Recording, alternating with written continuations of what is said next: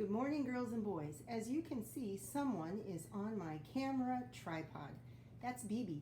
You may have seen a little bit of her in my very first video when she kind of photobombed me by walking behind me and up onto the windowsill. Oh, and there she's noticed.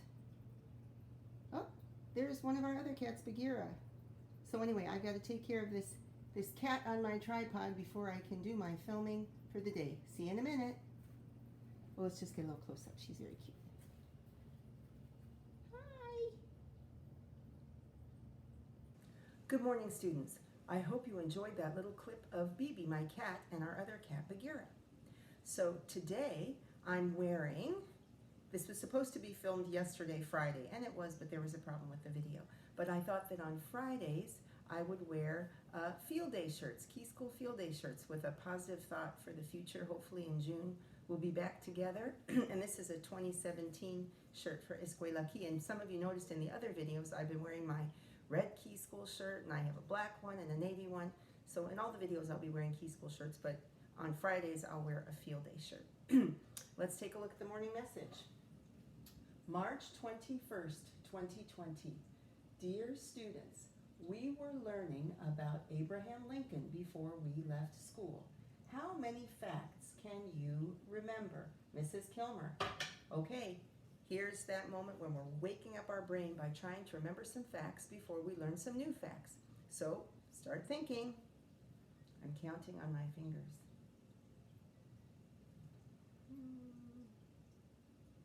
Did you think of a few? I've got a little poster to help us remember some of the main ones that we've already learned.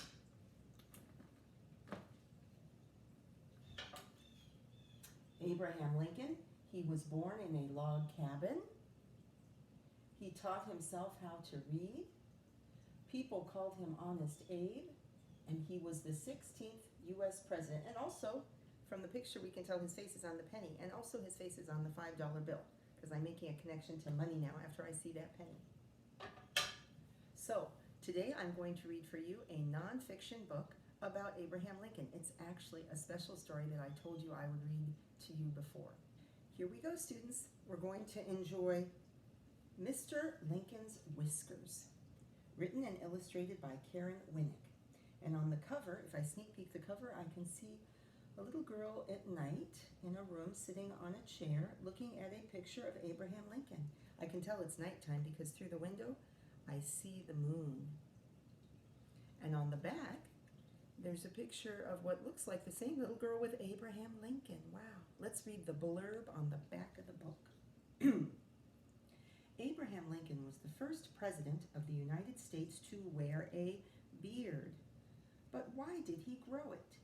The answer may lie in a letter he received from an 11-year-old girl named Grace Bedell. Here is the true story of the girl who helped make Abraham Lincoln's face one of the most famous in history. Okay. Ooh. Oh, look. Inside the cover is this kind of old-fashioned writing. It looks like a picture of an old letter. And there on the title page is the girl again, looking at that same picture of Lincoln. Mr. Lincoln's Whiskers, written and illustrated by Karen Winnick. Okay, here we are on the first page. I can tell it must be fall because of the trees changing color, the leaves changing color. I can see a horse and buggy, and so I know this is taking place in the olden days when they traveled around on horseback. I know it's connected to Abraham Lincoln. Here we go. Grace flew down the porch steps. Now, does that mean she really flew? No, that means running really fast. Papa, how was the fair? She asked. Did you meet Mr. Lincoln? No, Grace, Papa said. Abraham Lincoln didn't come here to New York. He's remaining in Springfield, Illinois during the election. Okay, so I'm going to stop to think. It's good to stop and think at the beginning of a story to make sure you understand the setting and at least the main characters you've met. So I know there's Grace and her dad. I know it's taking place during the time that Abraham Lincoln is running for election.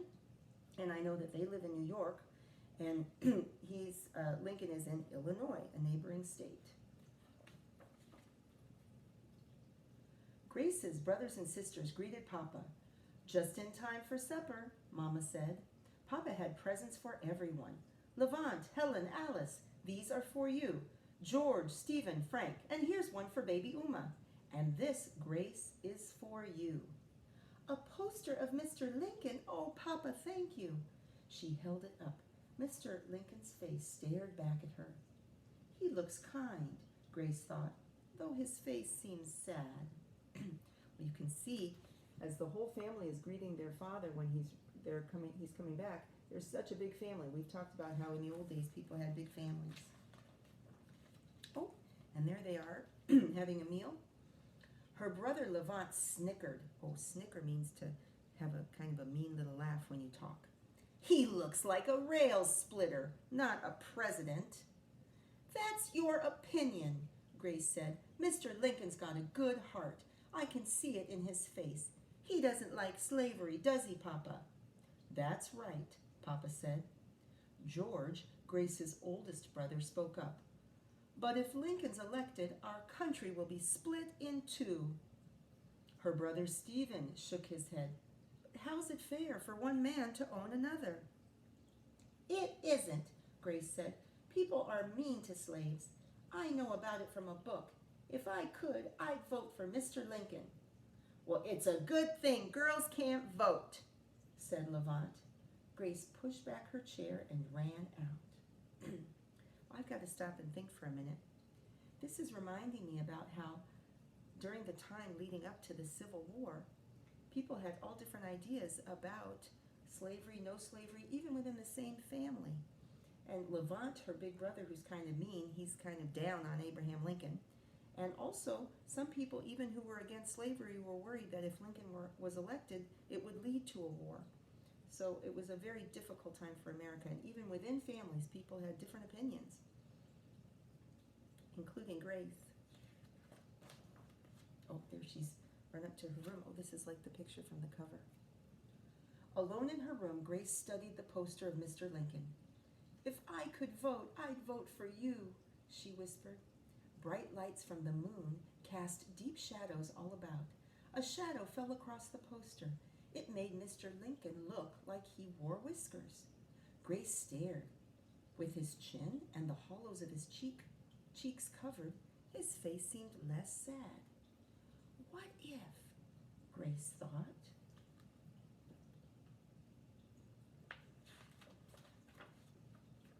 She hurried over to her desk. She took a sheet of paper and dipped her feather quill pen into a pot of ink. By the light of the moon, she wrote, oh my goodness, she's writing a letter to Abraham Lincoln. Let's see. Honorable 8B Lincoln, those are his initials. Dear Sir, my father has just come from the fair and brought home your picture. I am a little girl, only 11 years old, but want you should be President of the United States very much, so I hope you won't think me very bold to write to such a great man as you are. Have you any little girls about, as large as I am? If so, give them my love, and tell her to write to me if you cannot answer this letter. I have got 4 brothers, and part of them will vote for you anyway. And if you will let your whiskers grow, I will try and get the rest of them to vote for you. You would look a great deal better, for your face is so thin. All the ladies like whiskers, and they would tease their husbands to vote for you, and then you would be president. My father is going to vote for you, and if I was a man, I would vote for you too. But I will try and get everyone to vote for you that I can. I must not write any more. Answer this letter right off. Goodbye, Grace Bedell. So she wrote a letter to Abraham Lincoln, encouraging him to grow his whiskers so he wouldn't look quite so sad. Oh, and there she's gone to sleep. Grace addressed the envelope, Springfield, Illinois. That's where Papa said he'd be. She put the letter in the envelope and tucked it under her pillow. Then she climbed into bed. In the morning, Grace hurried to mail the letter before going to school. She kept it hidden under her cape. If Levon knew she had written to Mr. Lincoln, he would laugh. Remember, that's her mean big brother. Just before the post office on Main Street, Grace stopped. Should she send the letter? Wouldn't she seem foolish, a small girl writing to such a great man? No, she decided. She had made a good suggestion. So there she is going to sleep, and there she is going to mail the letter. She went into the post office. "May I have a stamp, Mr. Man?" She handed the postmaster a penny and her letter. "To Mr. Abraham Lincoln?" Mr. Man exclaimed. "Why, Grace Bedell, did you write this yourself?" She blushed. That's like when you turn red when you're embarrassed, and nodded. "Well," he said, "I wouldn't expect an answer. Mr. Lincoln's a busy man." Grace's shoulders drooped. When our shoulders droop, that means we're sad, right? She turned and walked slowly out of the post office. A few days later, she returned. "Is there anything for me?" "No," said Mr. Man. "I told you Mr. Lincoln is very busy." But the next day she trudged back, and the day after that. To trudge is to walk kind of slowly and with heavy steps. There she is mailing her letter, and there she is as she left the post office. On the 7th day after she sent her letter, Grace headed toward the post office. Light snowflakes were falling. See the little snowflakes? A crowd stood in front of the building. They talked in excited whispers. A man pointed. "Here's Grace," he said. Mr. Man rushed outside waving an envelope. "Your letter came from Mr. Lincoln. Imagine, at our post office here in Westfield." Grace took the letter. Her heart beat fast as she opened the envelope. "What did Mr. Lincoln write?" a boy asked. Wow. So Mr. Lincoln wrote back to her. And there's Mr. Man, who was so discouraging before. He wasn't very positive before, but now he's excited the letter has come. Oh, but Grace was already hurrying home, reading her letter. She burst into the parlor. That's the living room. "Mr. Lincoln answered my letter." Mama looked up. "You wrote to Mr. Lincoln?" Her brothers and sisters gathered around. "What did you say? Where did you send it?" Papa put down his pipe. "Read us what he wrote, Grace."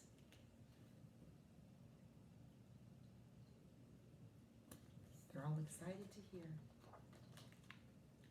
She held up the letter. Spots from the melted snow dotted the paper. Grace read aloud. "Private, Springfield, Illinois, October 19, 1860. Miss Grace Bedell. My dear little miss, your very agreeable letter of the 15th is received. I regret the necessity of saying I have no daughters. I have 3 sons, one 17, one 9, and one 7 years of age. They, with their mother, constitute my whole family. As to the whiskers, having never worn any, do you not think people would call it a piece of silly affection if I were to begin it now? Your very sincere well-wisher, A. Lincoln." Wow. So Lincoln wrote back. He introduced his family to her, said that he had 3 sons, and then he asked her about the whiskers. He's wondering if people will think it's silly if he starts up doing something that he hadn't done before. Let's see what happens. Levon made a face. "You wrote him about growing whiskers?" "I can't believe it," Mama said. "Mr. Lincoln wrote to our Grace." "You should be very proud," Papa said. On election day, Grace watched Papa and her brothers go off to cast their votes. "Oh, I hope Mr. Lincoln wins," she thought. There's that mean big brother Levon teasing her again, but her parents are supportive. And there she is watching her brothers and her dad go off to vote. Remember, we're still in the days here where women don't get to vote, only men. Late the following day, people were shouting in the streets, "The Telegraph says Mr. Lincoln is winning. He's going to be our next president." Grace and Papa hugged each other. A month later, Papa sat in the parlor reading his newspaper. He looked up. "Listen to this," he said. "Abraham Lincoln will be traveling from Springfield to Washington, D.C. to be sworn into office. His train will stop for wood and water right here in Westfield. Grace jumped up out of her chair. Can we go to the station? She asked. I want to see Mr. Lincoln. After writing such a foolish letter? Asked Levon. Oh my gosh, that Levon, he just doesn't quit.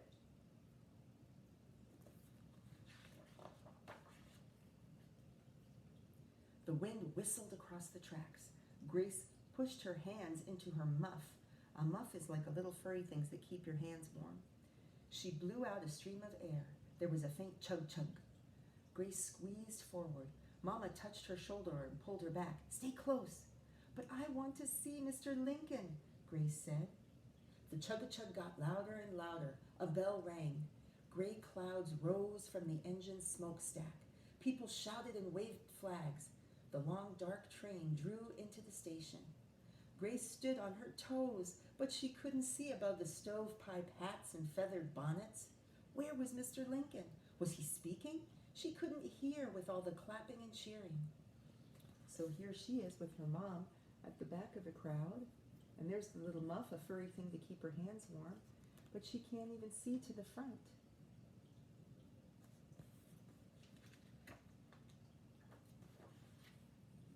Suddenly, people began to turn around.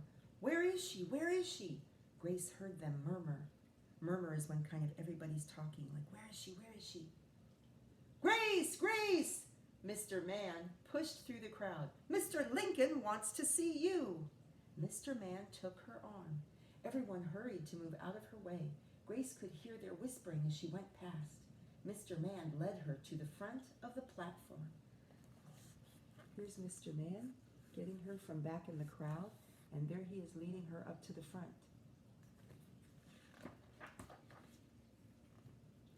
Abraham Lincoln stood before her. Hello, Grace, he said. How do you like the improvement you advised me to make? Mr. Lincoln bent down and gave her a kiss. His whiskers tickled her cheek. So there he is, with the beard, with the whiskers that she suggested he grow. And students, this is really a true story. On the last page are pictures of the real letters that Grace Bedell sent to Lincoln, that Lincoln sent to her. It says, in October 1860, Grace Bedell of Westfield, New York, wrote to Abraham Lincoln, advising him to grow a beard. These are reproductions of the letters they exchanged. And if you notice on Grace's letter, just like I think they've copied it here, there's smudges. And in the story, the author wrote that the snow had fallen on the letter and smudged the ink, the little drops, the snowflakes. Well, I hope you enjoyed that story, that very touching story about Abraham Lincoln. And I hope to see you later today for our last Irish folktale about a giant. It's very fun. See you later.